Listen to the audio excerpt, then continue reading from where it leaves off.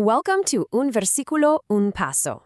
Today we're going to do something just a little bit different. We're slowing things right down to look at a text written specifically for anyone who is just completely and utterly depleted. If you've been dragging a heavy load for what feels like forever and you're just running on fumes, I want you to know this explainer is exactly for you. So let me ask you, have you ever felt so tired that even sleep doesn't refresh you? I'm not talking about that normal, everyday fatigue after a long Tuesday at work. I'm talking about a deep, heavy weariness, a weariness of the soul. It's the kind of exhaustion that just settles into your bones when you've spent way too long carrying burdens that, honestly, no one else even sees. I just want to validate that right out of the gate. If you're sitting there today feeling like you literally cannot take another step, please stay right here with me. Here is our focal text for today. It's Isaiah 40, verse 31. But those who wait on the Lord shall renew their strength. They shall mount up with wings like eagles. They shall run and not be weary. They shall walk and not faint. Now, I know it's super easy to read that and just think, oh, what a nice cliche platitude for a greeting card. But it's actually not. This right here is a survival text. It was designed for that exact, precise moment when you feel you have absolutely nothing left in the tank. To really get the weight of this, we kind of need to look at the history behind it. These ancient words were written for a group of people who were truly, deeply exhausted. They were living as exiles, miles and miles away from home. They'd been stuck there for years, and a lot of them felt like God had just completely forgotten about them. You know, they didn't have this easy, perfect faith, and their lives definitely weren't neatly sorted out. They didn't know how much longer they could hold on. And what's so amazing to me is that this verse doesn't start by glossing over or denying their exhaustion. It fully acknowledges it. It recognizes that even the strongest among us are going to grow weary and stumble. No one gets a free pass from being exhausted. But here's where it gets really interesting. Look at how the original language actually redefines that single word, wait. It doesn't mean sitting around idly, crossing your arms in a waiting room to see what happens. The original word carries this beautiful idea of intertwining, kind of like braiding the strands of a rope. It literally means tying your weakness to God's strength. So waiting isn't just standing still and hoping for the best. It's an active choice to stop trying to carry that massive load all by yourself. And I think this perfectly illustrates the difference. Think about that image of the eagle from the text. When an eagle wants to fly high, it doesn't just furiously flap its wings with all its might until it drops from exhaustion. No, what does it do?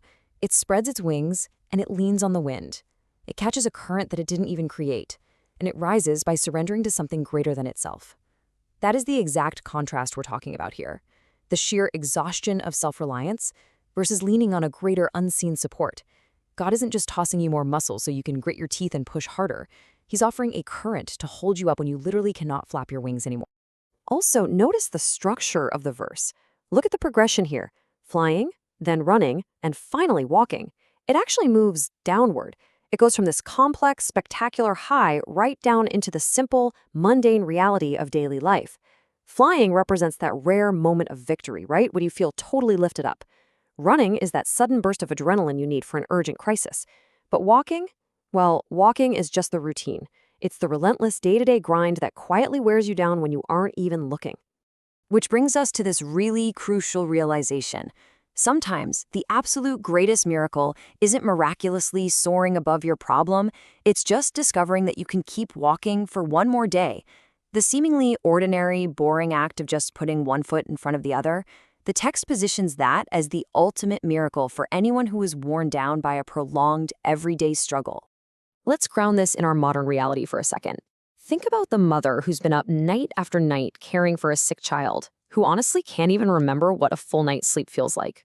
Or maybe the worker commuting every single day carrying this persistent, heavy worry about paying the bills that just will not go away. Or someone enduring a long, drawn-out illness. These folks, they do not need to be told to just be strong. Hearing that is exhausting all on its own. What they actually need is to know that they don't have to summon that strength entirely by themselves. So how do we make this actionable? Let's look at a few practical steps for today. Number 1, pause. Just stop, even if it's literally for 60 seconds. Number 2, honestly identify your exhaustion. Is it your job? Is it family stress? Is it your own anxious mind? Name it, don't hide from it. And finally, number 3, surrender the burden. Consciously admit, hey, I've reached my limit here, and decide to intertwine your weakness with a strength much greater than your own.